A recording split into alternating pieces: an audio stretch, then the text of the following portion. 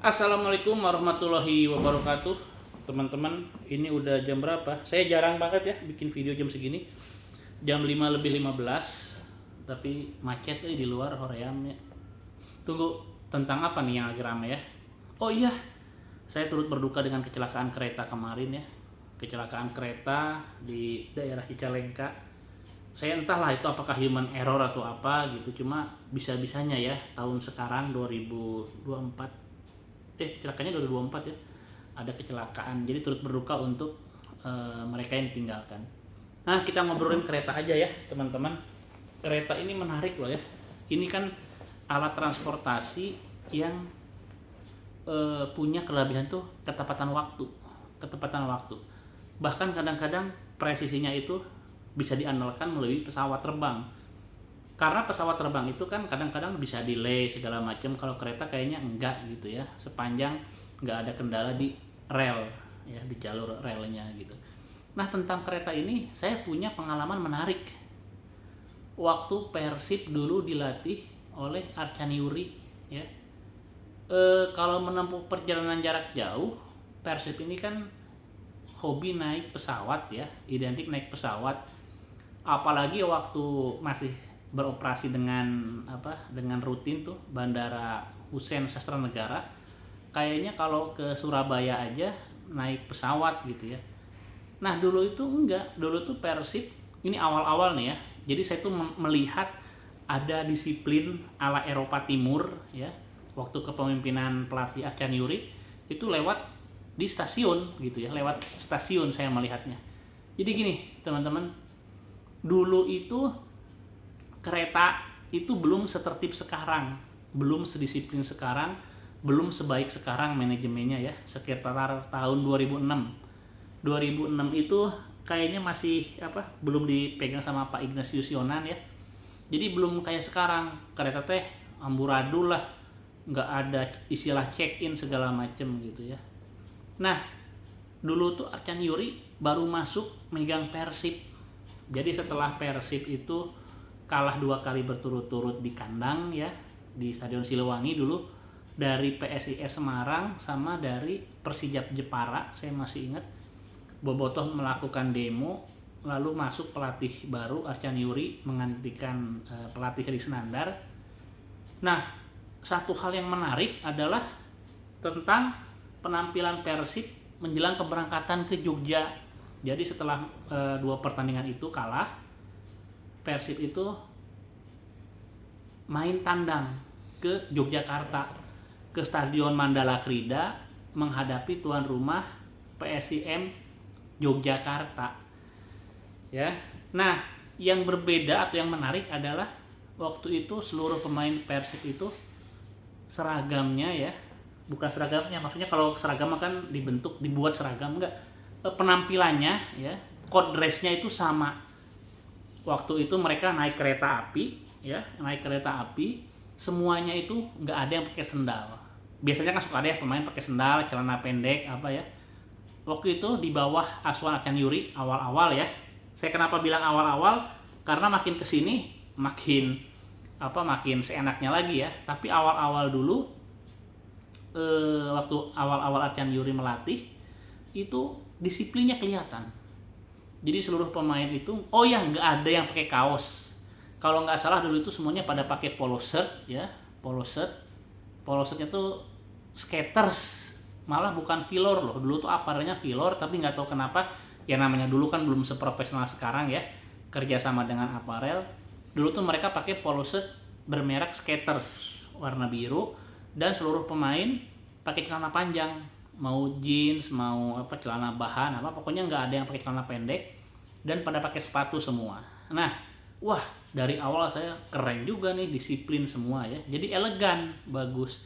Nah, mereka itu naik kereta di saat kereta itu belum serapi sekarang, jadi kelihatan kontras tuh, suasana stasiun yang amburadul ya, acak-acakan, tiba-tiba ada bukan gerombolan, rombongan pemain Persib yang semuanya seragam rapi. Nah, itu bagus ya. Dan alhamdulillah hasilnya itu menang. Golnya itu lewat Gendut Doni sama Zainal Arif ya. Itu kemenangan pertama Persib di musim itu di bawah asuhan pelatih Arcan Yuri. Pokoknya keren lah, indah banget ya. Nah itu tentang Persib dan kereta apinya. Cerita Bobotoh dengan kereta api ketika itu nggak kalah menarik. Tadi saya udah katakan bahwa kereta api ketika itu nggak kayak sekarang ya. Sekarang kan tertib, check-in, jadi nggak mungkin ada penumpang yang nggak kebagian tempat duduk ya. Kalau dulu mah nggak. Bobotoh itu kalau mau berangkat itu ngebooking satu gerbong aja ya, satu gerbong atau dua gerbong, pokoknya ngebooking tuh per gerbong gitu ya. Nah sekitar 2 gerbong 3 gerbong diisi bebas gitu. Jadi para bobotoh itu yang penting masuk aja ke situ. Makanya dulu mah ada istilah bobotoh itu kayak ikan naon, ikan sarden, ikan pindang, ikan sarden pada berdempet ya, berdempet. Terus kan yang di booking juga kan kereta gerbong ekonomi. Kalau sekarang ekonomi pakai AC enak ya, dulu mah enggak. Ekonomi itu nggak pakai AC, nggak pakai apa, pada naik apa? Keretanya itu apa? Pasundan ya, ada kereta ekonomi Pasundan tanpa AC, satu gerbong diisi berapa ratus orang gitu ya. Ada yang tidur di bawah, ada yang tidur di tempat barang, ada yang tidur di WC, di toilet, saya nggak bohong, di toilet ada yang tidur, ada juga ada yang deket lokomotif ya, deket kepalanya kereta itu, makanya pada mehong item-item. Nah itu kita bisa tahu, oh dia apa stay apa dalam perjalanan, berarti di belakang lokomotif gitu ya. Wah ya, tapi itu sebetulnya jangan terjadi lagi ya. Selain nggak tertib juga berbahaya, karena menjelang sampai ke Jogja itu ada beberapa bobotoh yang naik dadakan sampai di atapnya gitu ya, di atap. Terus ya pokoknya nggak nyaman lah, nggak nyaman. Jadi semua ketidaknyamanan itu ter apa mau dilakukan gitu ya. Itu karena saking cintanya sama Persib para bobotoh itu ya. Apalagi kalau Persibnya menang, udah hilang semua kesel, semua ketidaknyamanan, semua penderitaan dalam perjalanan itu hilang ya. Kalau Persibnya menang, aduh iya orang atil irungnya kenapa ya. Tentang kereta, oh ya, nah kereta juga dengan kondisi seperti itu juga banyak kriminalnya, banyak penjahat ya, banyak yang pura-pura jadi bobotoh padahal tujuannya itu ngambil HP, nyuri uang gitu, banyak juga tuh cerita kayak gitu ya. Jadi beruntunglah bobotoh sekarang transportasi lebih banyak pilihan dan nyaman-nyaman ya, pesawat juga harganya miring-miring gitu. Oh itu kan tadi saya nyerita yang kelas ekonomi ya, itu yang pergi tur banyakan. Lalu kalau mereka yang punya uang biasanya kan naik eksekutif. Nah itu bening kalau yang bayar ya. Nah tapi ada juga ini oknum-oknum ya. Dulu itu kan nggak kayak sekarang tertib kan, ada istilah check in pakai KTP segala macam.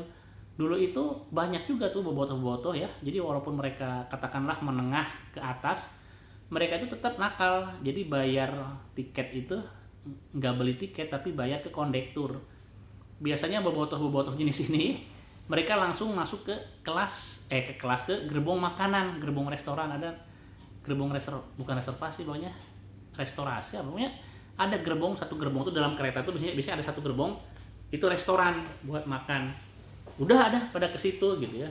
Jadi pada ke situ makan apa? Makan mie rebus atau apa gitu ya. Ntar ada kondektur kan mungkin karena kelamaan apa ya, ngasih duit di situ gitu ya, zaman dulu ya seperti itu. Wah naon ya, udahlah itu ya.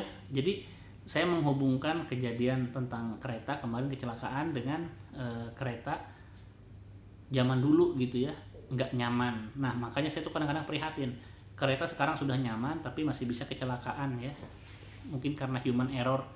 Jangan terjadi lagi deh ya. Oke teman-teman yang mendengar cerita ini mungkin sebagian bernostalgia karena pernah ngerasain gitu ya. Nanti kapan-kapan deh tur apa, mungkin kita ketemu lagi ya, ketemu sama saya di perjalanan tur naik kereta. Saya tuh udah jarang juga ya naik kereta itu. Kalau kemana ya, mungkin kalau tur Solo, Surabaya, Sleman juga saya kadang-kadang naik pesawat ya. Ya udahlah, intinya kalau teman-teman yang naik kereta sekarang lebih enak ya, lebih enak. Begitu ya teman-teman. Assalamualaikum warahmatullahi wabarakatuh.